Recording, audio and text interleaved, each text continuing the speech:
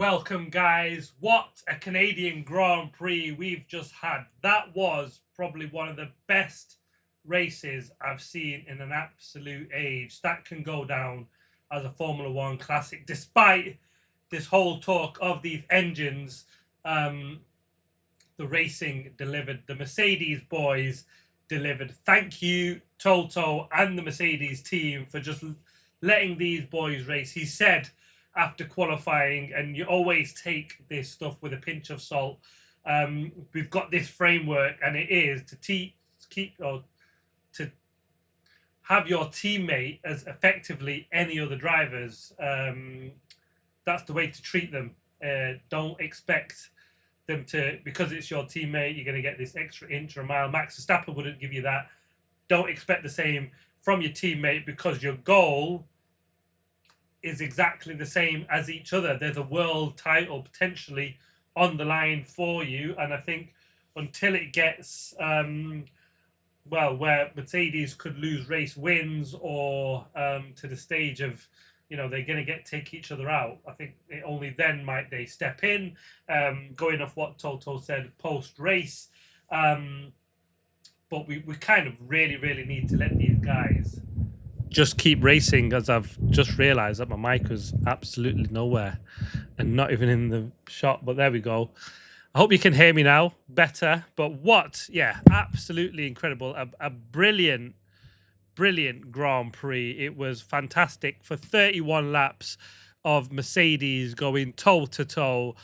George Russell and Kimi Antonelli. It was fantastic. At one stage, Kimi off the line. George didn't get a very good start at all. Lando Norris with the perfect start, but him and McLaren shot themselves in the foot starting on the intermediates. But then, he pit straight. And Antonelli was passed in pretty quickly. George Russell was passed in pretty quickly. And then George, lap 6, it was, I think, just made the move on Kimi Antonelli. And you thought, I thought Kimi might be able to hold this on. But it was then, George making a mistake, locked up, and he let Kimi Antonelli in. Not kind of the mistakes that we've seen from George Russell, but they were giving each other no quarter, no inch at all. Even the moves, they were just edging off the grass, millimeters between them, centimeters between the two cars. They were probably shoving each other around that track. For 31 of the most brilliant laps of Formula One racing I've seen in an absolute age.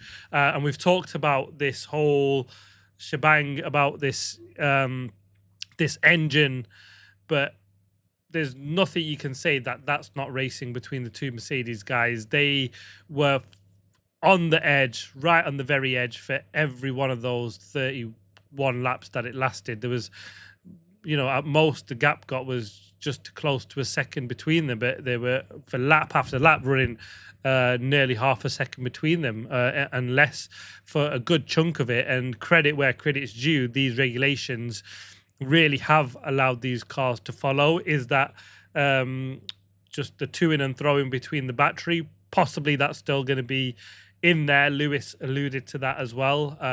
He's also made himself with a P2 on the podium, but disaster struck for George Russell. DNF for him. Toto Wolff said it looks like it was a battery failure in the end, because it just shut down. Everything went black. And that's a battery issue for them. I don't know how that might affect him for the rest of the seasons with these batteries. Will he might see a penalty coming in the future on that, and that's another thing that might not help George Russell in the future in this championship battle.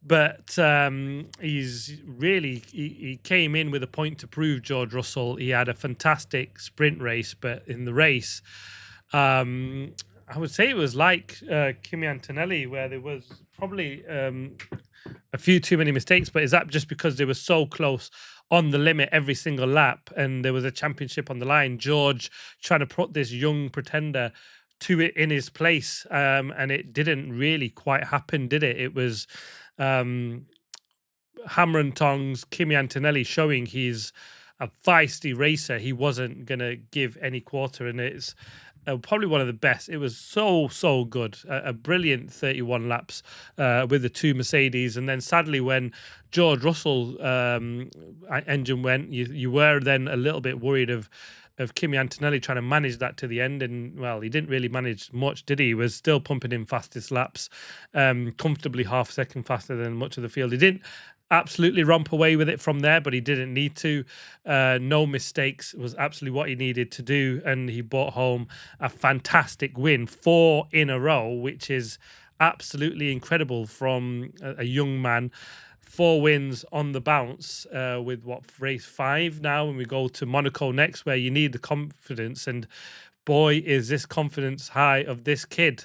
George Russell has it all to do next time out, and I'm sure the battle lines will be drawn again. And hopefully, I mean, the problem is that we've had such a cracker. You go to Monaco, and unless we see something massively different because of the way the battery works, could we get a lunge and overtake in Monaco? It's so difficult to overtake there that it's going to be all down to the qualifying lap, which is such a shame. And Russell will probably take some comfort from that, but none taken from this race. It's a long season. Can you say he's now in the? I don't want to talk about championship lead, because we've seen it with Oscar Piastri, where he got so excited and carried away that it's now when you see another young man take it to the more experienced teammate, where you think, will Kimi Antonelli be able to keep this up for a whole season? Absolutely not. There'll be points in and lows to come, but he's got to make the most of when they're highs to absolutely take the most of them. And he's done that. And even when the car wasn't great, he did that last time out in Miami, where he snatched that win. And this race weekend, where it's apparently this is George's race, and George will be the man to lead. Kimi Antonelli was no slouch. It was hard to pick who was the faster driver through most of that Grand Prix. It was hard to pick if Kimi or Russell was the faster of the two. Kimi just seems like he had that little bit more to give, and I think once he got ahead, he thought he would then stay ahead for that final time, but then he outbroke himself like George Russell did. And I'm surprised we see, and you can talk about mistakes. There's mistakes from the rookie, but there was mistakes from the experienced guy, so to speak, in George Russell as well. So interesting that they both made the mistakes like that, but it is what it is. But thank you again, like I said, to Mercedes for letting their drivers race, and hopefully we can see more of this throughout the season, because it was absolutely brilliant. And then as that cleared off, it was Charles Leclerc and Isaac Hadjar bringing some much needed. Well, we don't think we needed much needed action. They just then brought the next action in the Grand Prix. It was a little bit naughty from Isaac Hadjar. Stop goal penalty for him. Didn't cost him a place in the end, because luckily, just the way the gaps were, we're almost talking like 3 or 4 leagues of Grand Prix in this car, because in this race, because it was just a huge world of space between him and the Alpine behind. It was, a strange race in that regard, that way that fell and fall out. But Charles Leclerc and Isaac Hadjar, brilliant racing, picked it up. Hadjar weaving down the straight, which was dangerous, rightly so, got the penalty for that. But Charles Leclerc then made the move and made it stick. And it was a pretty lonely race for Charles Leclerc from there on in. He was just apologetic. He said it was my fault this race weekend. Clearly, a podium was on the cards, as you've seen with Lewis Hamilton, but he just couldn't get to grips with the braking on this car. And really, this is all about braking this circuit. And they'll be hopeful he can get on top of it. He goes to his home race next time out in Monaco. And, Ferrari will be hopeful that they can take the fight to Mercedes, where it's in Monaco, where it's not going to be about engine power. It's how you deliver it on track, and with that smaller turbo, and acceleration might be in their strong forte, and a good chassis. We'll see how that works out. But they've also got a duo and the engine upgrades, which are possible now for the engine manufacturers. How quickly will we see that being used, and will they have something already in the pipeline with the hope that this is already going to come this way, this 2 to 4%, if they are 2 to 4% slower than the fastest car. Lewis was doing, and Charles, to be fair to him, doing everything in terms of the media to say, look, we're way down on our engine compared to the top guys, and if it wasn't for our engine, we'd be closer up to the guys in front. So they both hammered home about that point. So we'll see how that one goes, but it was a great battle from Charles Leclerc and Isaac Hadjar. And then we got the hunting down of Lewis Hamilton on Max Verstappen. Earlier in the day, that battle, or earlier in the race, Max Verstappen got ahead of Lewis Hamilton and then was comfortable ahead of Lewis Hamilton until they switched to the medium tyres, where it just seemed that the Red Bull didn't quite like the medium tyre as much as Lewis Hamilton did in that Ferrari. And then the hunt down began, didn't it? He was about 6 seconds behind Max Verstappen, and then slowly ate away at the lead of Max and made the move. Really good battle, as you'd expect, between the two rivals. Max, despite being passed, didn't let Lewis off the hook all the way through to the very end, because that massive letterbox means that they were so strong down that back straight that even when Lewis got close to a second gap, it was back to within 7/10, 6/10, and then he was back within that boost mode, which means once you're within that zone, it's so hard to break that still. So interesting to see how that happened, but really good racing between the pair of them. Lewis Hamilton, a P2, absolutely delighted with a podium. Max Verstappen, the first time on the podium for him in the Red Bull this season. I think he can be very happy with that. I don't think that was on the cards for the Red Bull, but obviously we'll get to McLaren next, who shot themselves in the foot. They took full advantage, and Max Verstappen was there to take full advantage of that, as we've seen. And then we'll get to the McLaren boys, who, their race was in the bin from the moment they make that decision to go onto the intermediate tyres.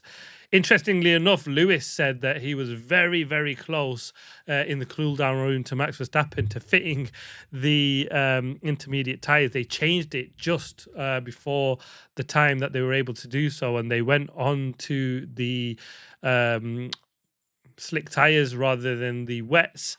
And it probably shows how fine a margin it was, but when you're the only team out of the top 10 to go that way, you clearly made the wrong decision. But it just didn't end there, was it? It was absolutely disastrous. The Lando Norris went out on the slicks and then made a mistake, then had to pit shortly after that, because I think it looked like he'd gathered over a load of stuff into his radiators, and that meant a slow stop, where he had an earlier stop than needed, so an extra stop for him. Oscar Piastri, with a huge mistake, took out Alex Albon. Rightly so, he got a 10-second penalty for that. It could have been more, to be fair to him. It was just complete and utter error, which meant Alex Albon went out. And that meant an extra pit stop for him, and as well as a 10-second penalty, which it was added another 30 seconds to his time. And he finished way down. An absolutely horrible weekend for McLaren. The talk in my preview, it was all about McLaren. Can they take the fight to Mercedes? It just didn't quite happen, did it? They were close, and they're nearly there in the qualifying sessions. Obviously, they split the two Mercedes in the sprint, and you thought, if the Mercedes do slip up, then the McLaren are there in for a sniff, but they shot themselves in the foot very early doors. And yeah, a really poor call. And aside from that, two poor races from the pair of them. Mistake for Lando Norris with the extra pit stop, and then obviously his gearbox went, which wasn't his fault. It didn't look like that would be something as a result of gathering dirt into the airbox. But that was, really interesting on that side of things. Oscar Piastri, realized very early doors that McLaren had made the wrong call. They had 2 rounds of the formation lap. To when he was calling on the radio to say, let's get on the work on and get these slicks on this car. And was it the right call to go and round one more time and take to the grid? Possibly. Then you obviously get the cars breaking out between them, and then there's a bigger gap between them to slot into rather than pitting, and then just starting from the pit lane and being last. So very, very difficult to call that one. I could understand Oscar's point of view, but also I see that from the teams just to say, let's just take to the start now. We'll probably lose less race time, or there's a gap where we won't be last and we might fall between a few cars. But then their race pace from there on obviously wasn't great, and it wasn't helped by the mistakes, but action throughout that Grand Prix. And well, I guess the talk will now ramp up about Kimi Antonelli being a championship contender. Will we see that? Will that continue to be the case? It's very, very early doors, and I think we should learn from what we've seen with Oscar Piastri and how he dominated, and he looked so cool and calm and collected and a really cool head under pressure. Really,